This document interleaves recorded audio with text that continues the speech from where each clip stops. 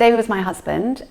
He was a generous, fantastic, loving, compassionate guy, a fantastic dad, a beautiful husband, and an inspirational head teacher. David was such a giver. He gave to everybody, and I used to have to share him, and I was cross. I didn't like to share. You know, he was my husband. I was a young mum. The children were young. I wanted him to come home, and I remember conversations with him going, "No, but I've just got to finish this, and I've just got to do this, and you know, this is happening tomorrow, and this child needs me, and you know, I've got to ring this parent." And now I sort of understand more that I had to share him. He was one incredible guy, and he needed to touch people. He needed to, you know, connect with and inspire people. And we weren't allowed just to have him. That wasn't fair. So Dave was diagnosed with cancer 12 years ago. He had breast cancer, and he had a mastectomy, and he had intensive chemo and radiotherapy.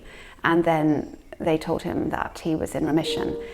David worked throughout that period, so he would have his chemo and go to school, which was phenomenal. You know, he'd throw up in the waste paper basket. So he worked, and I think it was afterwards that it sort of hit him that he had been so ill.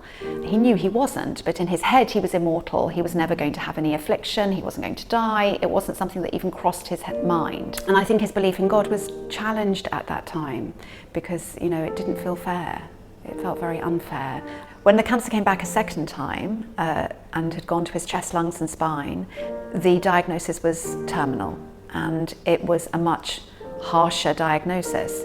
But David's attitude was so different. He was at peace somehow, and he accepted it. He wasn't angry, he wasn't bitter.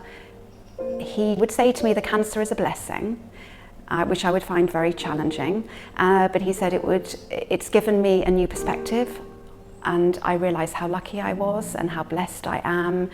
And he even said, his words were that if life was a 3-course meal, then his dessert was his favourite bit, which I found extraordinary. But he felt very focused, very determined. He wanted to spend that time inspiring people, helping people, and giving thanks to God. Dave was always thankful. I think that was one of the gifts that I will take with me from him. He thanked everybody always, and he felt it was always important to recognise people and to give thanks.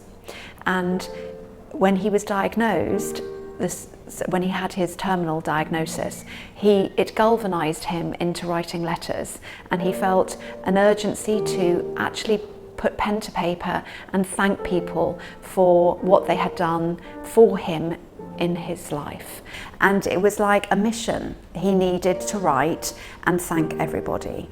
And he would sit endlessly writing these beautiful letters on parchment paper, beautifully written, with all of his heartfelt thanks, which was just so lovely. We weren't allowed to see them. They were all sealed, and I wasn't allowed to give them to anyone till after his death. David's faith towards the end gave him an enormous amount of joy and satisfaction and happiness and nourishment and fulfillment, and he celebrated life. David died nearly a year ago, and he was insistent that he wanted to plan his Thanksgiving service, which he did meticulously, and part of that was he wrote words to be read out, and I'd like to read to you just a section of the words that he wrote. So David wrote, "How can anyone say that I've not been blessed? I have an incredible community of friends and family. I've had the greatest job on this planet, seeing boys and girls develop intellectually and socially throughout my career. It wasn't work at all. It was my joy. And I hope I brought some of that joy into their lives, as they always did mine. I've had it all. My sports, my art, my music, my maths, my family, my friends, and colleagues, my schools, my work, my church, and my growth in my relationship with God.